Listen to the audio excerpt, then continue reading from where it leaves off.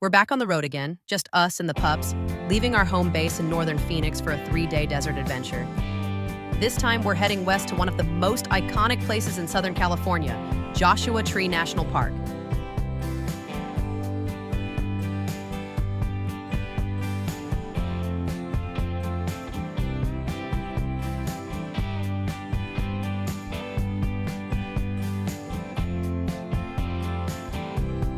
The first town we rolled through was Wickenburg, Arizona, a true Western classic. Wickenburg still has that Old West feel with wooden storefronts, cowboy murals, and a downtown filled with character and history. We love that old downtown feel. It's one of those places where you can almost picture horses tied up outside the shops. I always enjoy getting out of the city and starting to slow down a little. Growing up in a small town, I can really appreciate places like this. It's also home to the Desert Caballeros Western Museum, which we still need to visit. We made one quick stop for fuel and then back on the road. After leaving Wickenburg, we passed through a handful of small desert towns, each one getting quieter and more spread out as we made our way. We finally arrived at the south entrance of Joshua Tree National Park, ready to start our adventure. First things first, get a picture by the entrance sign to the park. Our first night will be spent at Cottonwood Campground, located in the southern part of the park. We pulled in, checked out our spot for the night, and used the park facilities. Cottonwood is one of the 2 campgrounds in Joshua Tree that have running water and flush toilets, which is a nice bonus out here in the desert. And honestly, even if the park didn't have facilities, no worries. Larry took care of all that in our van build. We're fully set up either way. Joshua Tree National Park is full of interesting facts, and once you're here, it's easy to see why this place is so special. The park covers nearly 800,000 acres, and it's where 2 completely different deserts meet, the Mojave Desert and the Colorado Desert. The Mojave Desert is where you find the park's namesake, the Joshua Tree, along with the cooler, higher elevation landscape and those giant granite boulders. The Colorado Desert, at the lower elevations in the southern part of the park, is hotter, drier, and filled with Cholla Cactus, Ocotillo, and wide-open desert plains. It's amazing how much the scenery changes just by crossing from one desert into the other. Our first stop on today's adventure is the Ocotillo Patch. These tall, spiny plants look delicate from far away, but up close, you'll notice every stem is lined with long, sharp thorns, some over an inch long. The thorns protect the plant from animals and even help shade the stem, which lets the Ocotillo hold onto moisture in the intense desert heat. And trust me, these thorns mean business. I once stepped on one and it nearly went right through my flip-flop. Definitely one of those plants you admire from a safe distance. Moving up the road, our next stop was the Cholla Cactus Garden, where thousands of naturally growing cholla cover the desert floor. There's a short hiking trail that loops around the garden, but definitely make sure you stay on the trail, wear closed-toe shoes, and watch out for those barbed cactus spines. Cholla are no joke. Even brushing up against one means you'll be using pliers to pull it out. The spines are barbed, and once they latch on, they don't let go. This spot is known for incredible sunrise and sunset views. When the light hits the spines, the whole garden glows. It's one of the most beautiful scenes in the park.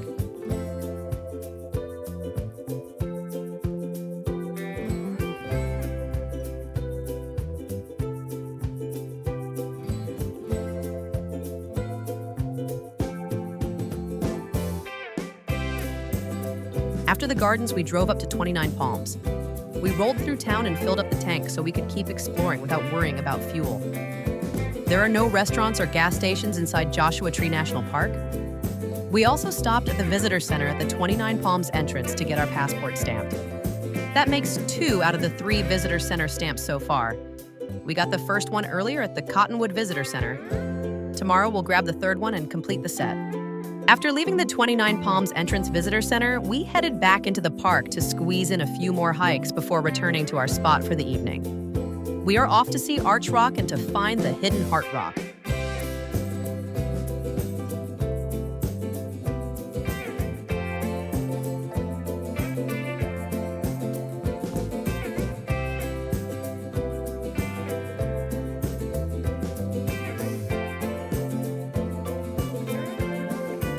When we made it to Heart Rock, a sweet couple offered to take our picture.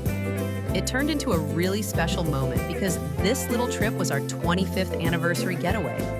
Getting a photo together by Heart Rock felt so fitting. One of those simple memories we'll hold on to from this adventure.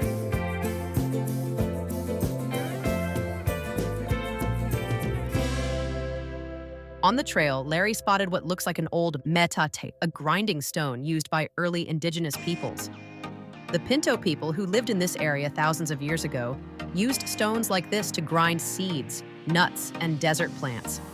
It's amazing to think how much history is hidden in the desert when you slow down and look around. We made it back to the van and headed back to Cottonwood Campground for the night, ready to relax by the fire and enjoy the stars.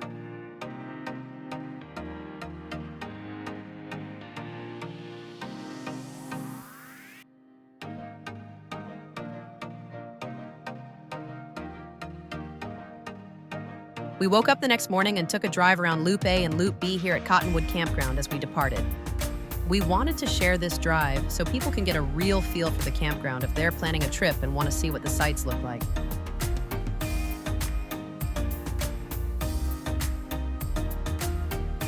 Don't worry, Larry wasn't speeding around the campground. Hyper speed with help get us through this and on to our next adventure for the morning. Cottonwood has 62 individual sites and 3 group sites. It's one of only 2 campgrounds in Joshua Tree that has running water and flush toilets.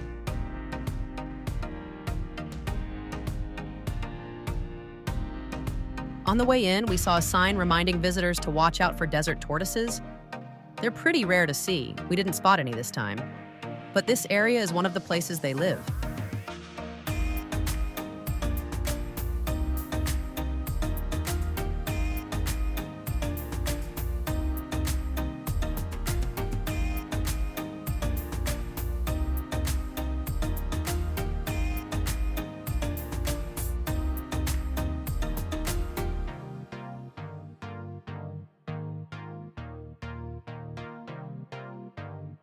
Hang in there, don't lose interest. We haven't even gotten to the best part of the park yet. Overall, Cottonwood is a pretty good spot to stay if you're spending time in the southern part of the park. The only downside is that the sites are a bit close together. It was a little louder than we expected, especially with kids running around unsupervised. So just something to keep in mind if you're looking for a really quiet, private campsite. We're going to save some time and move on. Loop B looks like Loop A. We left the campground and made a short drive to one last stop before heading north, Cottonwood Spring. It's a natural desert oasis just minutes from the campground, filled with fan palms, cottonwood trees, and a surprising amount of shade and life. Indigenous people used this spring for thousands of years, and later it became an important water source for miners. It's a peaceful little spot and a completely different feel from the open desert around it.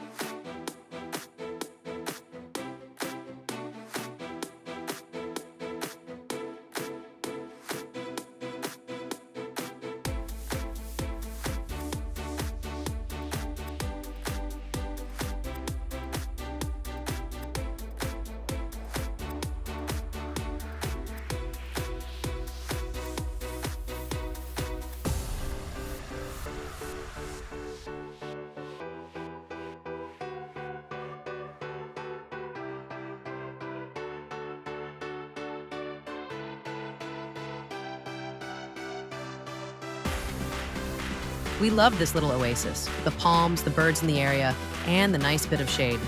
It's pretty cool seeing something this lush and natural right in the middle of the desert.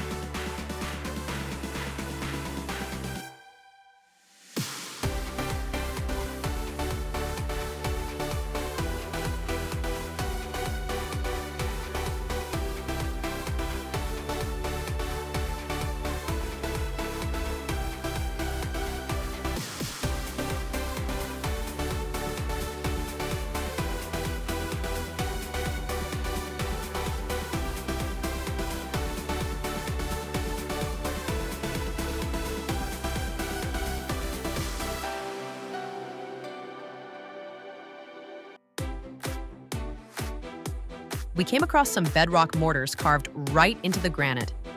These deep mortar holes were created over long periods of time as the Cahuilla Indians pounded mesquite pods and other desert seeds into flour. It's amazing to see these old grinding sites still here. A reminder of how people lived off this land thousands of years before it became a national park. From Cottonwood Spring, we moved on to Skull Rock, one of the most popular and easy-to-reach spots in the park. There were a lot of people in this area, so it was definitely a challenge to get a clean picture without someone walking through the shot. Skull Rock is right on the side of the road, which makes it super easy to get to, but it also means it's one of the busiest stops in the park.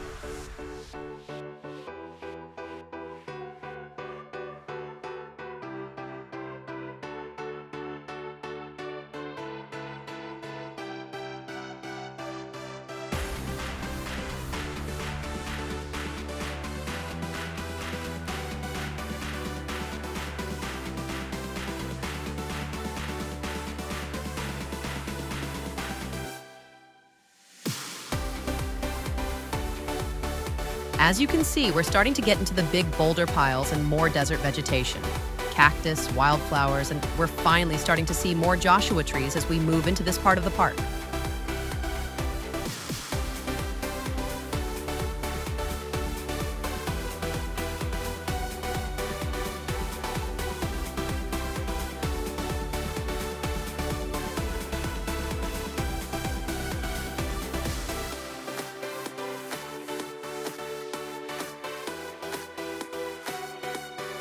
Back on the road, I had just finished reading about the Joshua tree called the Barber Pole, one of the tallest and most unique Joshua trees in the park.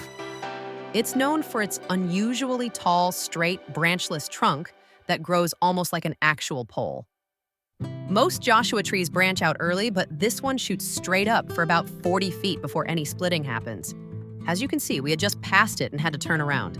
It was amazing to see such a tall Joshua tree up close, along with several other old beauties nearby.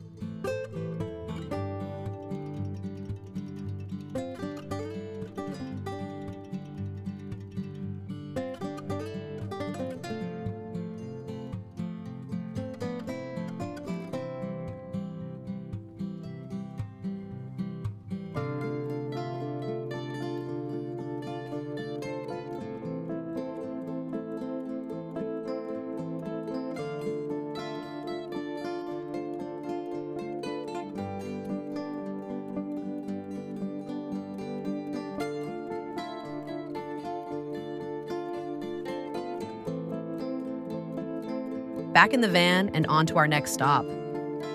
It seems like when we travel, we're always on the go, trying to take in as much as we can. I'm sure eventually we'll slow down, but today's not that day.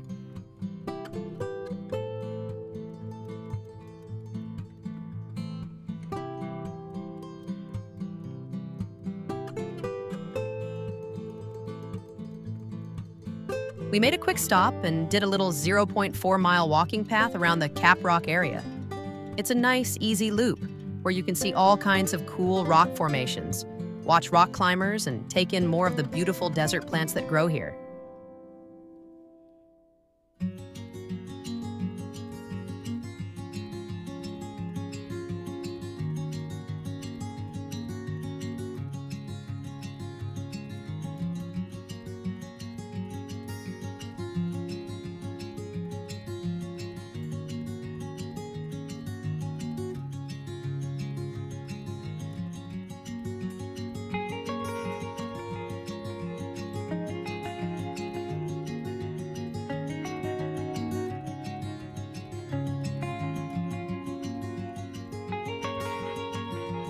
We made our way up to Keys View.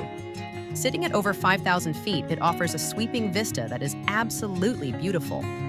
You can see Coachella Valley stretched out below, The Salton Sea, sitting around 230 feet below sea level, off to the southwest, and the San Andreas Fault etched into the landscape due west, running north to south.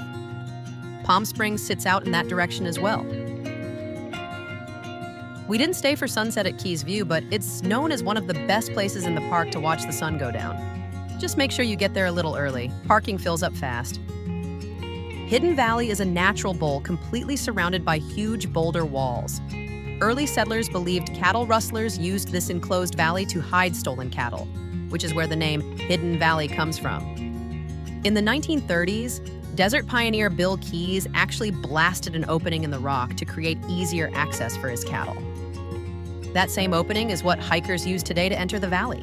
Even though we didn't hike it, the valley is known for having its own little micro-habitat. The rock walls trap extra moisture and block the wind, so you'll find a surprising mix of plants. Joshua trees, pinyon pine, juniper, yucca, creosote, and more, all growing together. It's also one of the most popular areas for rock climbers, with big boulder piles in every direction. A definite spot to spend more time next time around.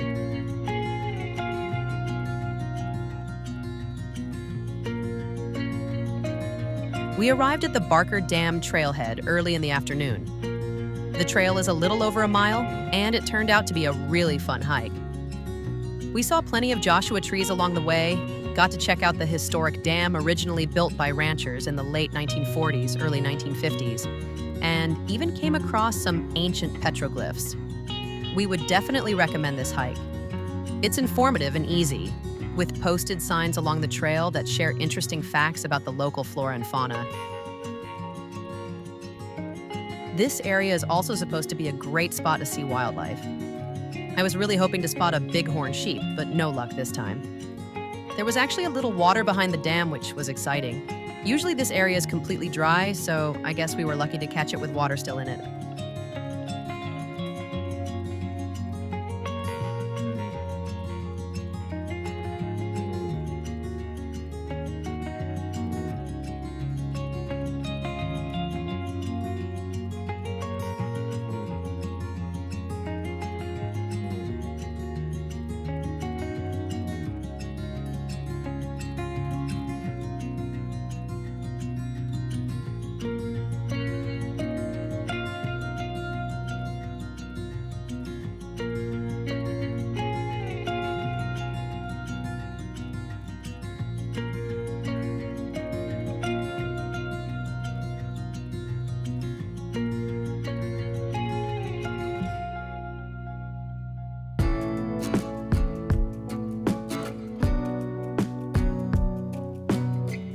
I did forget to mention, the petroglyphs here were unfortunately painted over decades ago for a movie production.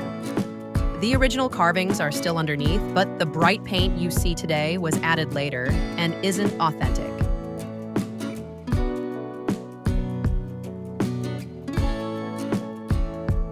All finished with another short hike, we made our way out of the west entrance exit near Joshua Tree Visitor Center. We made a quick stop and got our third passport stamp. Then onto our spot at Black Rock Campground.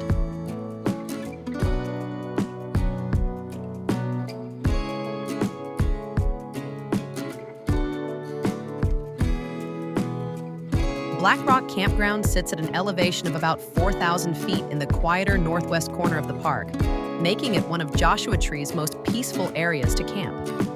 We really enjoyed Black Rock Campground. It was so quiet compared to the night before, and the stargazing was absolutely amazing.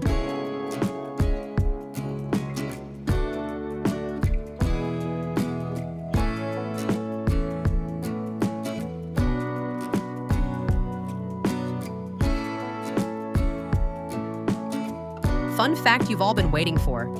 The Joshua tree isn't actually a tree at all. It's a giant succulent from the agave family, but it grows so tall and branchy that everyone still calls it a tree.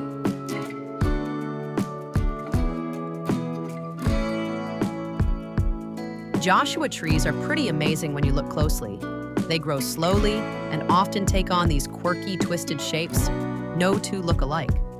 Their sharp, spiky leaves help them hold onto water, and in spring they produce big clusters of creamy white flowers.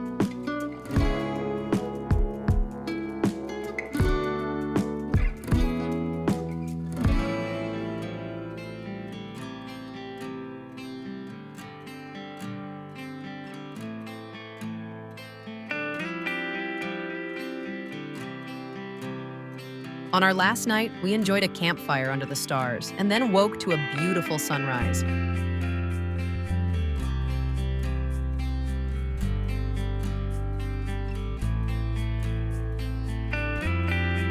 We packed up camp in the early morning, took in a few last moments enjoying all the unique Joshua trees around us, and then hit the road.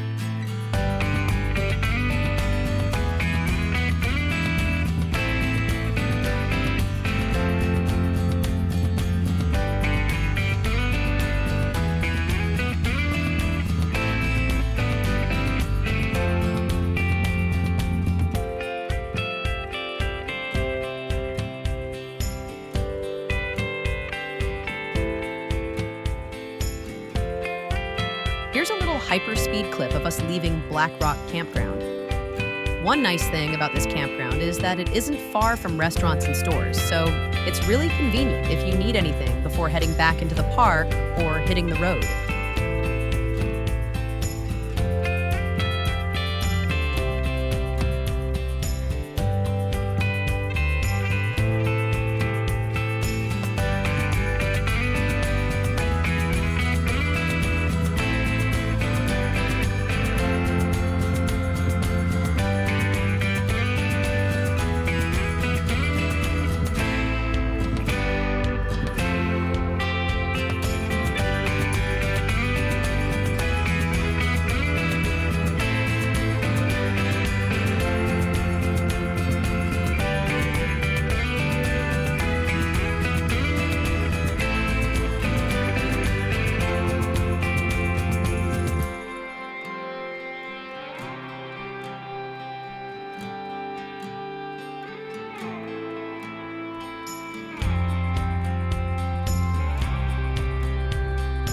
We really enjoyed our time at Joshua Tree National Park.